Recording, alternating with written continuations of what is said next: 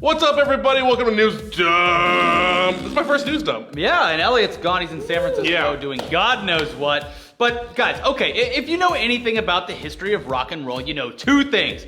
One, Kiss were the Backstreet Boys of their time, and nobody liked them besides girls and losers. And number two, Lemmy is God. Indeed. Yes, and throughout history, Lemmy from Motorhead has ruled from his mighty perch watching overhead through the best of times and the worst. Yeah, but one thing has always been true about Lemmy.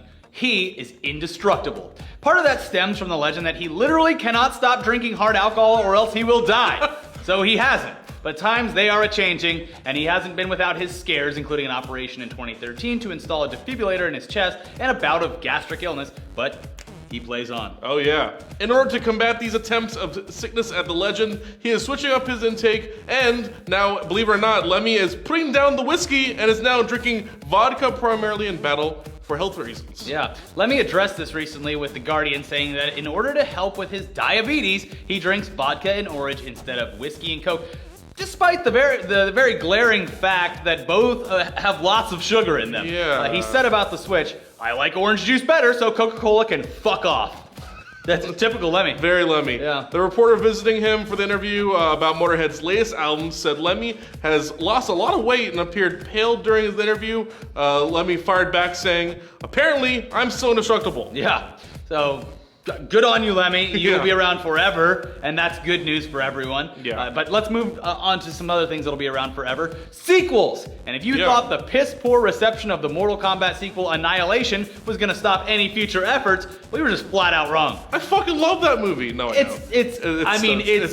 I was young when I saw it. I liked it, but it's not a good movie. Yeah. But at least this time, the rumor that we're hearing might mean good news for the franchise, which also had a successful web series right here on Machinima, and also just recently had its 10th video game. Really, was it the 10th video game? Oh, Mortal Kombat X. It's gotta be 10. Yeah. So the news is James Wan is reportedly going to be producing the project. Yeah, so if this were true, he would definitely be the perfect mix of what you would want out of a Mortal Kombat movie, as long as the movie is rated R, of course. So he did the Saw movies. Absolutely. He did Insidious. Yes. And recently, who did he do recently, Maddie? He made a little movie called Furious 7, which was awesome. Yes. So he literally has a balance of action, horror, and utter brutality. And he's Asian! Yeah, so it works! There you go! So this info comes from the tracking board, and they said, the in-demand director of The Conjuring and Insidious Chapter 2 has been brought over to uppercut some new life into the previously stunted picture. With his dark sensibility, ability to orchestrate action and scares,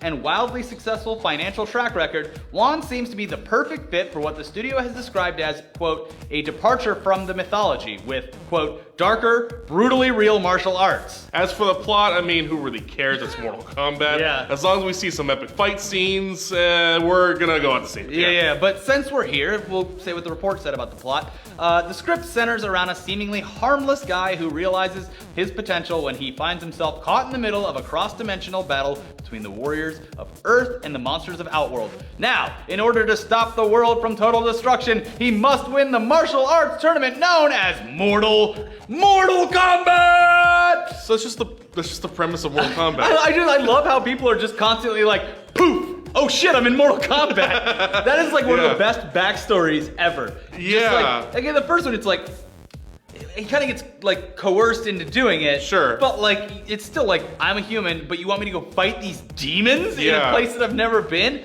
Where I could get murdered? The point is someone dies? Yeah. Ugh. See, I don't think they need that much backstory. I feel like they should treat the next Mortal Kombat movie like it's Furious 7. There's been like all these movies before it, and just assume go in. The audience knows what they want. Go in, make the movie that you know you want to make, which is just dumb, gory action. And one friendship. And one friendship, yeah.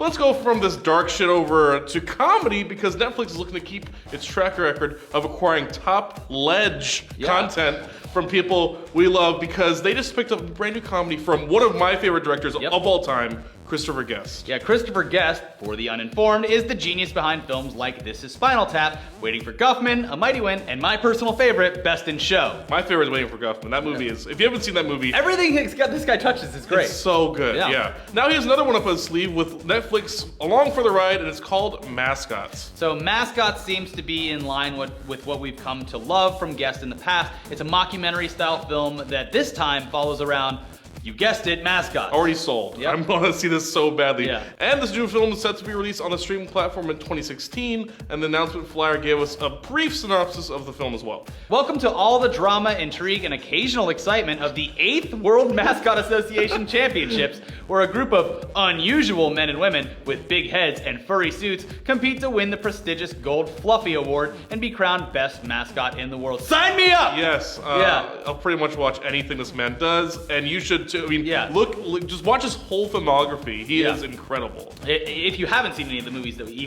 listed earlier, just stop watching this Yeah. video and go watch them. That'd be Please. the best thing to do. But speaking of things that aren't available on classic broadcast television with a subscription fee, suck it, poor kids, because Sesame Street just sold out to HBO, and for a show that I wasn't even sure was still around, although it's very comforting that it is. Yeah. It has a very bright future to the tune of at least 5 more seasons. good for that. Remember Mitt Romney wanted to cancel? Yeah. He like called up Yeah, he Big wanted Bird. PBS, yeah. He's like, yo, Big Bird, we're gonna have to cancel it. So you know what? Fuck you, Mitt Romney. The Yeah. liberals won. Yeah, and it's going over to HBO. So the news is that Sesame Street, for at least the next 5 seasons, will exclusively be available on the premium subscription service, and probably HBO now as Yeah. well, for 9 months exclusively, and then Yeah. after 9 months, it will become available on PBS, where it has lived for the past 45 years or so. Jesus, that's insane. Yeah. So there you go. All the poor people can still learn about everything just 9 months later Yeah. than everyone else. Yeah. But it's not like PBS won't stop showing reruns Yeah. of shows that they already own. And let's Yeah. face it, the alphabet or numbers hasn't changed They in haven't the really past changed, 40 yeah. years at all. I'm pretty sure the count can still get his job Yeah. done on older episodes. But anyways, guys, Elliot's obviously not here today, and it took me way too fucking long to edit this week's episode of Tugs, which you should go watch it right now. pretty great. I put way too much effort into a show that is probably the worst thing that's ever been uploaded to YouTube, so please go watch that. But here is a video that's better than that, and it's our best video of the week. And that is this absolutely ludicrous Mad Max parody called Roadkill Barbecue, done by Mike Diva and the guys over at Corridor Digital. Yeah, if you didn't think Mad Max Fury Road was gory and brutal enough for you, then I highly recommend this one, because at one point a car does a burnout on someone's corpse. It's perfectly executed, and they really put a lot of effort into making it. So make sure you go check it out by clicking the link. Yeah, click the clinking, link. Clinking the link. in the description. Yeah, and go ahead and subscribe to their channel if you haven't already, because Oh, yeah. they always do quality Great stuff. stuff, yeah. Both Mike Diva and Corridor Digital. Yeah, and go watch like Fantastic. Superman with a GoPro on his Yeah. head. That's an awesome video too. Guys, tomorrow we have the Tony Hale podcast. He came and visited us Yeah. and talked with us about his new movie American Ultra, which comes out very shortly.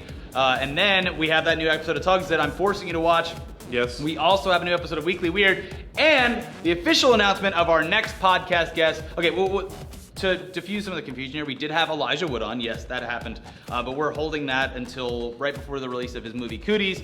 So it'll be out soon, but not that soon. Anyways, next week, we have a very special guest. You've probably seen this guy all over YouTube. He is a fucking hilarious hip-hop artist, and his name is Lil Dicky. Go check out his videos now. Lil Dicky. We'll put a link in the below a linky. We'll put a link in below, whatever the fuck I'm saying. We'll put a link below to his most recent one, but go check out Lil Dicky, and he's gonna be on our podcast next week, so we'll provide a link sometime next week so you guys can ask him questions. Nice. Yeah, so thanks for joining me. Hope Elliot has fun up there in San Francisco. Can I go home now? Yes, let's all go home. All right, bye.